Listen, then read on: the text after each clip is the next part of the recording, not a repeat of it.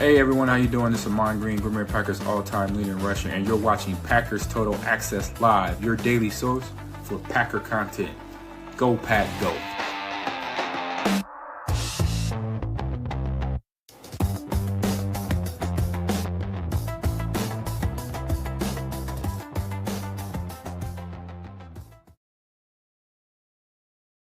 What's up, guys? Welcome into Packers Total Access. My name is Clayton. You can check us out on packernet.com. Find me on Twitter at Packers_access. It is January the 7th. We're just a few short days away from Packers Bears wild card round playoff matchup at Chicago. Really excited to continue to dive into that game as we get a little deeper into the week. What we're doing today is bringing you a little bit of breaking news as Matt LaFleur met with the media with a little bit of an injury update earlier. So we got a little bit of bad news, a little bit of good news, okay? And with the good news, we're going to talk about what it may mean for the Green Bay Packers offense as we step into this matchup against the Chicago Bears. Before we get into everything, if you would do that YouTube stuff for me, hit like, hit subscribe. If this is your first time tuning into PTA, welcome. Thank you for making us a part of your day. We're not experts. We're not insiders. We're not media members. We're fans just like you talking Packers on a daily basis. So if you're looking for that type of content, make sure you hit like, subscribe, and click the bell icon so you're notified when we go live in the future, like this show right here. So like I said, breaking news, shout out to Wendell Ferreira threw the tweet out there. The first one I seen this morning, the Packers will place Bo Melton on injured reserve. LaFleur says he's out for the season with a knee injury. Of course, he's got an article attached here from earlier today. Make sure you go check it out. Again, Wendell Ferreira over on X, and does a great job covering the Packers, writing articles there for A to Z Sports. So again, Bo Melton on IR. He is done for the playoffs, it sounds like. Now, what does this mean? I think it's somewhat big news. I do. Now, does it mean the Packers can't still go on a run and potentially win the whole thing? No, but this hurts an aspect of your team that I think most people would probably agree is a weak spot of your team, right? And that's the special team. So just some cool stats here. Zach Cruz tweeted out earlier over on X. He covers the Packers as well. Said a cool season for Bo Melton. He caught 4 passes for 107 yards and a touchdown. He ran the ball 5 times for 35 yards, so he averaged 7 yards a carry. He returned 19 kickoffs for 467 yards. He made 4 tackles covering punts/kicks. He played in 186 special team snaps, 96 offensive snaps, and he converted to cornerback and played 0 defensive snaps. So you guys know in the offseason, in training camp, the big talk was Bo Melton's going to switch from wide receiver to corner. And, I initially thought, okay, this kind of means he's on the hot seat, right? He's on the chopping block. If he can't make it work at corner, they're probably going to move on from him. Now, one thing that played into his advantage were some of the injuries that occurred there in the wide receiver room. Obviously, Christian Watson being on IR early, and then all of a sudden they're putting him back on offense, and he didn't even play any defensive snaps. So again, special teams, I think this is it's going to be a big loss, but there's other guys that can step up. It's not the end of the world. But again, I don't want to downplay this too much with, like I said, Bo Melton being out for the rest of the playoffs. So there was some other stuff that kind of dropped. I know Andy Herman had tweeted this out, and it was really interesting because we've been pretty vocal talking about Bo Melton's targets, right? We've talked about Bo Melton's targets and how it seemed like for a 3 or 4 game stretch there, when the receivers were banged up, Matthew Golden was dealing with an injury, Savion Williams dealing with the foot injury, which he still is. Jaden Reed was a little dinged up. You had all these different injuries. I even think Christian Watson was hurt. When the game was on the line and it came down to it, you needed a crucial 3rd down or a 4th down conversion. The ball seemed to always find Bo Melton, and he had a drop there on 4th down that ended the drive. I want to say that was against Chicago, I believe, the first matchup. Maybe it was someone else. And then you've seen a couple of games later the same type of thing, right? So you hear that and you go, well, why is he getting more targets than Matthew Golden? Well, the reality is he's not getting more targets than Matthew Golden. Okay, now I know there's this big misconception in the Packers fan base that Matthew Golden has been so underutilized and that Bo Melton is being used more than him. No. Now, if you heard my take before, you would think I could see how someone would come away with that. But again, it's not about the volume. It was simply in those situations where it was such a crucial situation. Why is the ball finding Bo Melton, a backup cornerback, right? Why is it not finding Matthew Golden? Why is it not finding Romeo Doubs or Jaden Reed or whoever was available in the lineup, right? And the answer is Bo Melton was kind of our backup F receiver with Dontavion Wicks banged up, right? So again, Jaden Reed comes out of the game. If you're going to keep Matthew Golden at the X or the Z with Christian Watson or Romeo Dobbs, whoever's on the field at the time and not banged up, then Bo Melton was becoming your backup F receiver, which is essentially the moving slot in Matt LaFleur's offense. So Andy Herman kind of broke this down. He said, so many of these comments that I get are somewhat said in jest, but it's just remarkably untrue. So again, he's talking about people saying that Bo Melton is being used more than Matthew Golden. It's simply not true, right? And that's what he's alluding to here. So here are the numbers. Total snaps for Matthew Golden, 453 to Bo Melton's 96. Snaps on passing plays. Well, maybe it's just passing plays that Bo Melton was playing the majority of. Bo Melton was only in on 53 passing plays. Matthew Golden was in on 286. All right. So it's not even close, right? Targets. Bo Melton was targeted 11 times. Matthew Golden was targeted 40 times. So really 4 times the amount in pretty much every statistical category that we're talking about, more than 4 times in most cases. Catches. Bo Melton had 4 catches.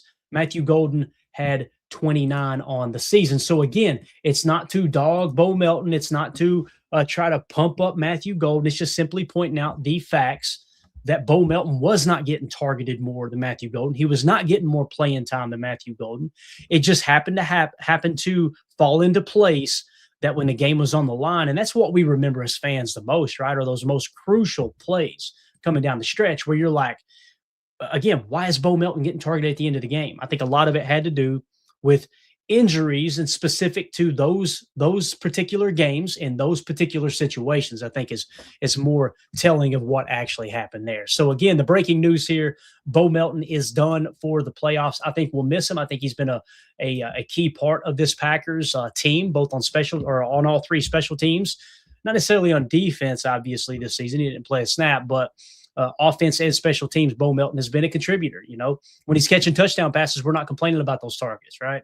But when he drops a 3rd down pass or a 4th down pass in a crucial situation, all of a sudden it's, why are we throwing him the ball, right? I'm as guilty as anyone in that regard. But we are getting some good news, all right? We're getting a little bit of good news out of 1265, and that's our boy Zack Tom. Everything is trending towards Zack Tom playing on Saturday night. I haven't seen anyone report that they thought Zack Tom may not, be anything other than probable.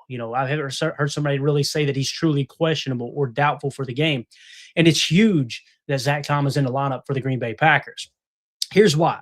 Jacob Morley did a great job breaking this down on X. Go give him a follow at Jacob Morley. He said Packers with and without Zack Tom. All right. So again, with Zack Tom in and out of the Packers lineup, how does it affect the entire unit, the entire team? Here's the numbers he came up with. Games started and finished. Okay, so when he was on the field, he started as the right tackle, he being Zack Tom, and he finished the game at right tackle, right? So he didn't come out of the game for any significant amount of snaps. Maybe he broke a shoelace or something, had to go back in, right? But he's on the field. The team's overall offensive PFF grade was 74.4. Solid grade, right? Team pass blocking grade was 69.2. Team run blocking grade was 61.9. Now, games without Zack Tom, overall offensive PFF grade drops from 74 to 67.2. So it drops, 7 full points in terms of the team's overall offensive PFF grade. If you're going, does a right tackle matter that much? I don't want to sit here and pretend like one player has that much of an effect. But you know what? When you're trying to draw up a passing game where you're expecting the right tackle to hold his pass protection enough, and Jordan can really focus on maybe 1 or 2 targets on one particular passing concept, whether it's a dagger concept or a slot cross or a wolf or a mesh, he can know in the back of his mind, I don't have to worry about the right side. So let me kind of read the defense on the snap and fill the pass rush on the left side. It's just like a pick a side system, right? When you're going pick a side in a progression, you don't even have to worry about what the other side of the defense is doing. You're now limiting yourself. Like you don't have to worry about reading 6 or 7 defenders on a pass play. You only got to worry about reading these 3 over here. And whether it's a high-low read, right, or an inside-out leverage kind of call. So it's very similar, in my opinion, when you got a pass rush that you can go, okay, I don't have to worry about that on the right side, right? And that's what you got with Zack Tom. So, again, with the team overall offensive PFF grade dropping from 74 to 67, with him out of the lineup. That's huge. Team pass blocking goes from 69.2 to 51.1. And then the team run blocking grade goes from 61.9 down to 56.8. Again, it's just going to be huge having Zack Tom back in the lineup on Saturday night in Chicago against the division rival Bears. Now, what's the overall difference there? A team overall offense PFF grade is a plus 7.2 points. Guys, that's huge. Whether you like PFF or not, imagine that these numbers are a part of NFL Pro data, right? Or EPA data or any kind of data, right? When you're talking about a plus 7.2 advantage in terms of your overall offensive performance, if you will, that's huge, going up to plus a 7.2. Team pass blocking grade plus 18.1. I would love to see the efficiency of Jordan Love, and I don't have time to break down the numbers. Maybe you guys do. I bet Jordan Love's efficiency, I bet his production takes a pretty significant hit on those games when Zack Tom isn't in the game. I'd like to see his EPA without Zack Tom playing right tackle. I bet it takes a pretty big hit, which is another testament to Goody's drafting. And I know we like to rake him over the coals for some of the stuff he misses on, but you got to give credit where credit's due. He hammered this draft pick with Zack Tom. What was it, in the 4th round? And then not only did he nail the draft pick, but then he turns right around and gets the next contract done, which I think was very reasonable. On the surface, people were like, whoa, that's a lot of money.